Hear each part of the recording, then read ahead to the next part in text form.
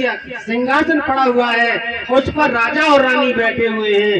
एक तरफ मंच लगा हुआ है जिस पर पुरोहित लोग बैठे हुए हैं और एक तरफ कसाई खड़ा है अपने कोठार को लिए हुए और बहुत सारे पशु बंधे हैं। तो क्या देखा कि पेड़ों बन के बीच में एक कुंड बनो मेरे भाई।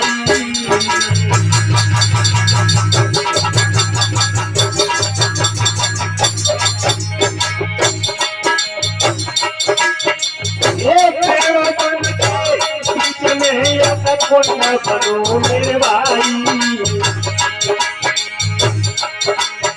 और एक तरफ राजा रानी रहे दिल में खुशी मनाई।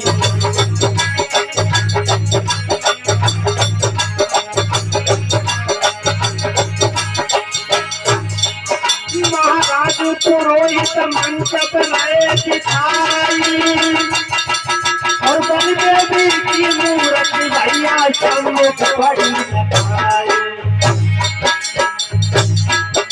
भैया देख जाए पवन की गोद के छत्ता छूटे। अब तो देख जाए पवन की गोद के छत्ता छूटे।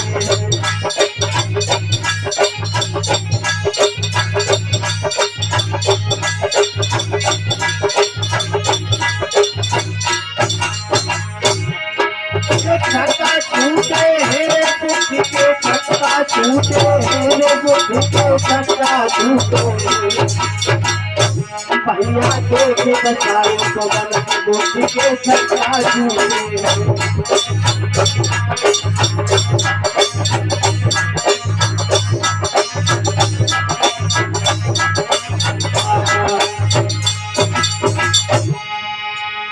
क्या देखा कि एक तरफ राजा रानी बैठे हुए हैं, एक तरफ पुरोहित लोग आसन पर बैठे हुए हैं और एक तरफ बल देवी की मूर्ति बनी है और जल्लाद कोठार लिए खड़े हैं। पुरोहित लोग मंत्रों का उच्चारण करते हैं और कहते हैं, हे राजन, तुमने जितने ही पाप किए हैं हमारे मंत्रों में इतनी शक्ति है कि तुम्हारे सारे पाप उतर कर और इस पशु के सर पर सवार हो जाएंगे और इस पशु की गर्दन काटकर हवन कुंड में डाल देंगे तो हमारे सारे पाप जल करके नष्ट हो जाएंगे। और ऐसा कह करके मंत्रों का उच्चारण करते हैं और सर काट के पशु का हवन में डाल देते हैं। मेरे प्यारे भाइयों, इधर तब तक सिद्धार्थ गौतम वहां पहुंच जाते हैं। तो जैसे ही पशु को ला करके कटारे पर रखा है और पुरोहितों ने मंत्रों का उच्चारण किया, कसाई को इशारा दिया है, जैसे ही कोठार को मारने को तैयार हुआ है वैसे ही एकदम सिद्धार्थ गौतम चिल्लाकर कहने लगे, ठहरो।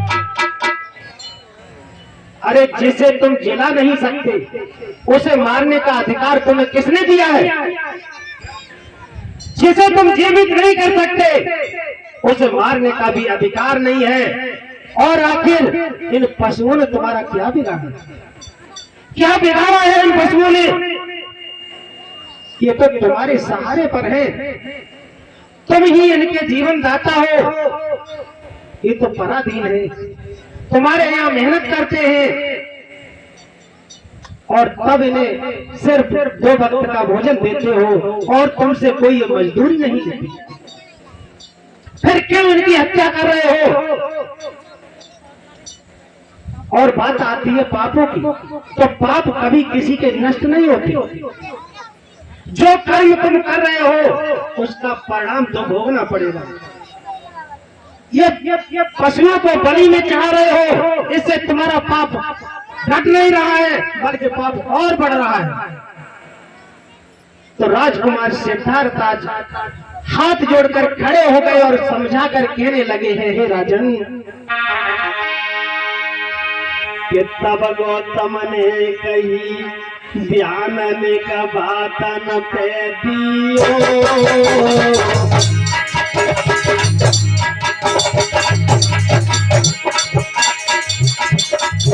और जीव जंतु नादान जाने तो नहीं मत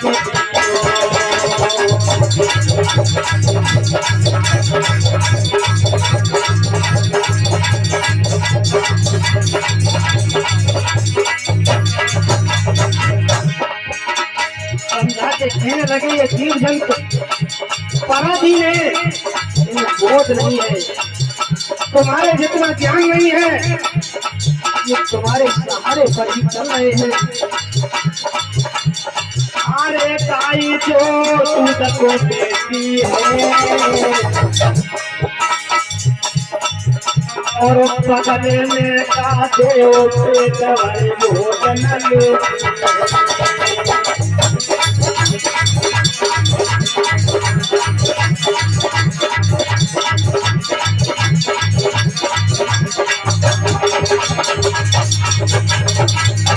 जो गाय तुम्हें दूध दोनों परम दूध देती है, उस दूध के बदले में तुम उसे क्या देते हो?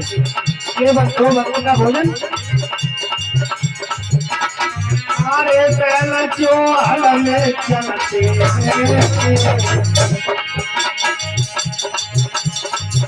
और फसल को पैदा करे पेट तुम्हारे लगते हैं, फसल को पैदा करे पेट तुम्हारे लगते हैं।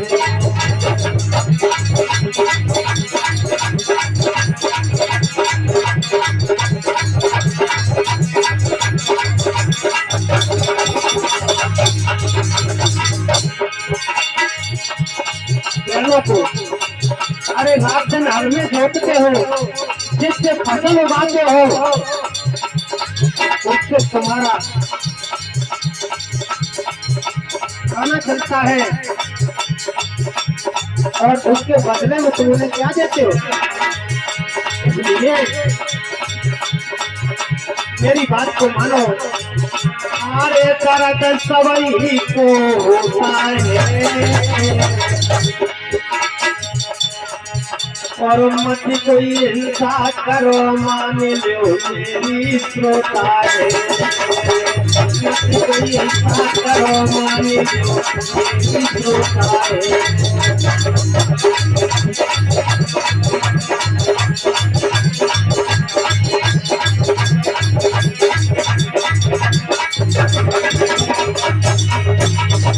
अरे सील तो सब अपनाए दियो,